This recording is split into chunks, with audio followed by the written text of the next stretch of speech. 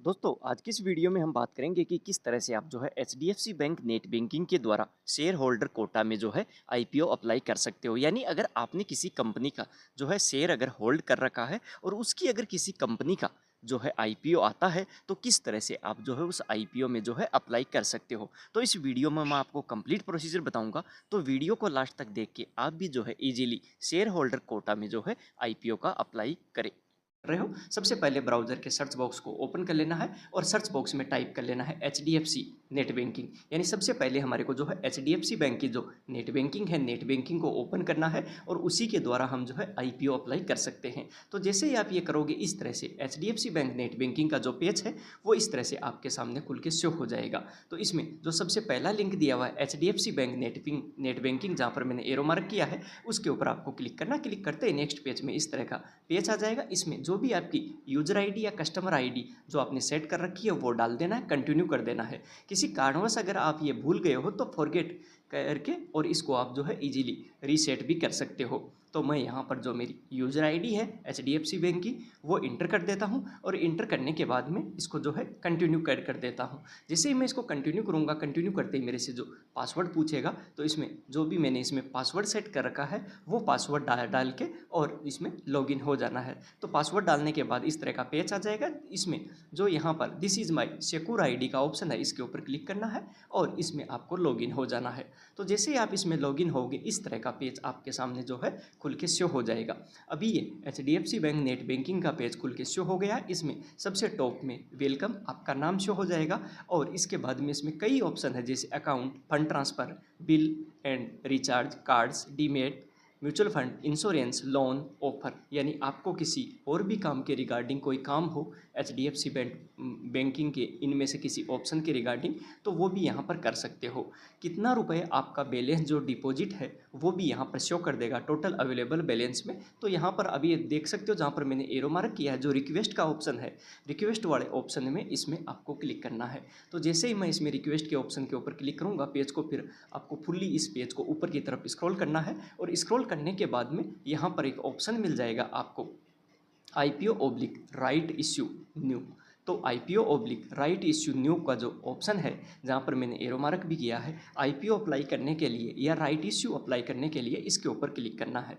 जैसे आप इसके ऊपर क्लिक करोगे इस तरह का पेज आ जाएगा। Account number, select and account number. तो सेलेक्ट एंड अकाउंट नंबर, इसमें आपका जो अकाउंट नंबर है वो आपको सेलेक्ट कर लेना है। तो जैसे आप सेलेक्ट करोगे इस तरह से आपका अकाउंट नंबर और आपकी ब्रांच वगैरह इसमें जो है शो कर देगी। तो इसके ऊपर टिक मार्क करके और इसको आपको पेज को कंटिन्यू कर देना है। जैसे कंटिन्यू करोगे यहाँ पर अकाउंट नंबर, पेन और आपका नाम शो कर देगा और नीचे जो चेक बॉक्स बना हुआ है I have read and accepted the terms and condition, इसके ऊपर जो है टिक मार्क करना है। और टिक मार्क करने के बाद ऊपर की तरफ स्क्रॉल करते हुए नीचे कंटिन्यू का ऑप्शन मिलेगा तो इसको कंटिन्यू कर देना है। जैसे ही आप कंटिन्यू करोगे, कंटिन्यू करते ही इस तरह का जो है मैसेज शो हो जाएगा, please note that by clicking okay your HDFC net banking session will expire and you will be automatically redirect to third party website HDFC securities limited. यानी इसका कहने का मतलब है कि जैसे ही आप इसको जो है ओके करोगे, ओके करके इसको परमिशन दोगे तो आपको जो है आपका जो एचडीएफसी नेट बैंकिंग का सेशन है ये जो है एक्सपायर हो जाएगा और आपको ऑटोमेटिकली जो है रीडायरेक्ट कर दिया जाएगा एचडीएफसी सिक्योरिटीज लिमिटेड की वेबसाइट पर। तो सिक्योरिटीज लिमिटेड की वेबसाइट पर हमारे को रीडायरेक्ट कर दिया जाएगा। उसी के द्वारा जो है आईपीओ का आगे का जो प्रोसेस है वो होगा। तो वहाँ पर हमारा जो है एचडीएफसी नेट बैंकिंग के द्वारा जो हमारा नाम है, पेन नंबर है, mobile number, email ID, account number, address है, वो भी सब का सब जो है एचडीएफसी सिक्योरिटीज़ पर हमारे को अवेलेबल हो जाएगा। यानी हमारा जो है पूरा बायोडाटा जो एचडीएफसी नेट बैंकिंग की वेबसाइट पर अवेलेबल है वो पूरा का पूरा जो है एचडीएफसी सिक्योरिटीज़ पर जो है ट्रांसफ़र कर दिया जाएगा। तो आप जैसे ही इसको ओके करोगे तो जैसे ही हम उसको ओके करेंगे इस तरह का पेज आ जाएगा, welcome to your online IPO and rights issue system. यानी जो है इस तरह का पेज आ जाएगा। इसमें देखो दो ऑप्शन दिए हुए, I want to apply for IPO issue और सेकंड में ऑप्शन दिया हुआ है I want to apply for right issue oblique call money. यानी अगर आपको आईपीओ इसमें अप्लाई करना है तो ऊपर वाले पर टिक करना है और राइट इश्यू आपको अप्लाई करना है तो नीचे वाले पर। तो मेरे को ऊपर वाले पर ही करना है तो टिक करके और इसको सबमिट कर देना है। तो नेक्स्ट पेज फिर जो है खुल के और इस तरह से शो हो जाएगा। यहाँ पर इसमें जो भी आईपीओ, चाहे एसएमई आईपीओ हो, चाहे किसी भी प्रकार का आईपीओ हो, पूरे के पूरे आईपीओ जो है शो कर देगा। तो यहाँ से आप जो है इजीली जो आपको आईपीओ में अप्लाई करना है उसके ऊपर अप्लाई जो है कर सकते हो। तो अभी जैसे मेरे को शेयर होल्डर कोटा में जो है अप्लाई करना है, तो कोई भी आईपीओ आएगा उसके 3 ऑप्शन आएंगे। एक जनरल के लिए यानी सभी के लिए खुला है, एक उस कंपनी में अगर कोई एम्प्लॉय है तो उस एम्प्लॉय के लिए आईपीओ में यहाँ पर ऑप्शन आएगा, और तीसरा आएगा शेयर होल्डर। तो शेयर होल्डर में करना है तो ध्यान रखने वाली बात है कि वहाँ पर शेयर होल्डर का ऑप्शन मिलेगा। अगर आप पर्टिकुलर कंपनी के एम्प्लॉय हो तो आपको एम्प्लॉय का ऑप्शन मिलेगा, न आप शेयर होल्डर हो और न ही आप कंपनी के एम्प्लॉय हो तो आप जनरल में जो है आईपीओ जो है अप्लाई कर सकते हो। तो अभी मैं शेयर होल्डर हूँ, इसका एनटीपीसी का मैंने शेयर है, तो देखो शेयर होल्डर है तो अप्लाई इस तरह से आप कर सकते हो। एम्प्लॉय हो तो एम्प्लॉय, क्योंकि शेयर होल्डर एम्प्लॉय को कुछ बेनिफिट मिलता है। तो जैसे ही मैंने किया इस तरह से देखो शो हो जाएगी NTPC green energy limited share holder. कुछ ये जो इन्फॉर्मेशन है ये ऑटोमेटिक मेरा जो बैंक डिटेल है वहाँ से जो है फेच कर ली गई है, जैसे अप्लीकेंट नाम, PAN number, category, bank account number, investor type, ये ऑटोमेटिक यहाँ पर फिलअप करने की कुछ भी ज़रूरत नहीं है। इसके आगे जो है आपको आईपीओ के रिगार्डिंग कुछ डिटेल है वो शो कर रही है, तो ये आपको पढ़ लेना है कि लॉट साइज क्या है, शो कर देगा। जैसे ही पेज को ऊपर की तरफ स्क्रॉल करोगे इस तरह से इसमें अप्लीकेंट नाम ऑटोमेटिक जो है आपके बैंक डिटेल से ले लिया जाएगा, पेन नंबर ये भी बैंक डिटेल से ले लिया जाएगा। अभी डेट ऑफ बर्थ, यहाँ पर जो डेट ऑफ बर्थ बॉक्स है इसके सामने जो कैलेंडर बना हुआ है उसमें जाके आपको जो डेट ऑफ बर्थ है, ईयर मंथ, वो सेलेक्ट करके और जो है आपको ये डेट ऑफ बर्थ यहाँ पर फिलअप कर देनी है। यानी आपको यहाँ पर जो है डेट ऑफ बर्थ इसमें ऑटो फिल नहीं है, अप्लीकेंट नाम और पेन नंबर ही है। तो ये डेट ऑफ बर्थ फिलने के बाद नेक्स्ट है डिपॉजिटरी।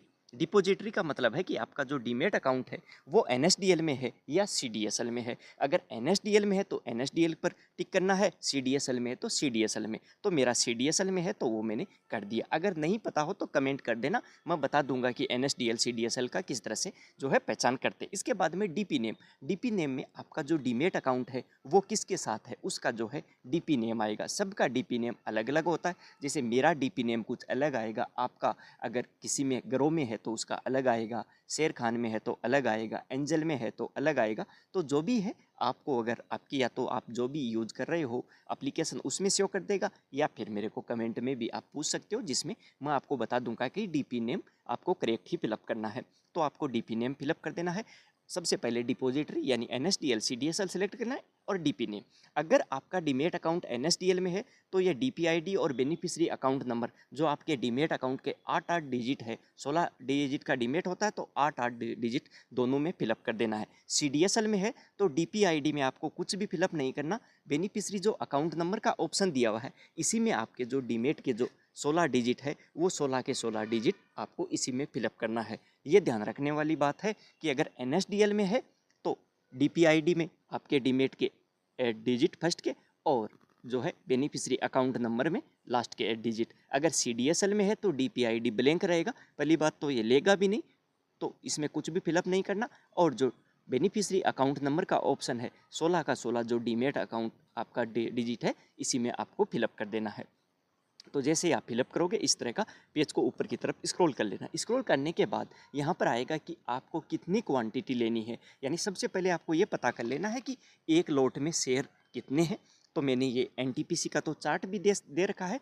तो यहाँ पर जैसे सबसे पहले आ गया बिड शेयर फॉर, तो 138 यानी एक लोट में एनटीपीसी के 138 थे। अगर आपको उससे ज़्यादा लेना है तो उसी के अकॉर्डिंग टू आपको लेना है और उसी के अकॉर्डिंग टू आपके अकाउंट में पैसे भी होना है।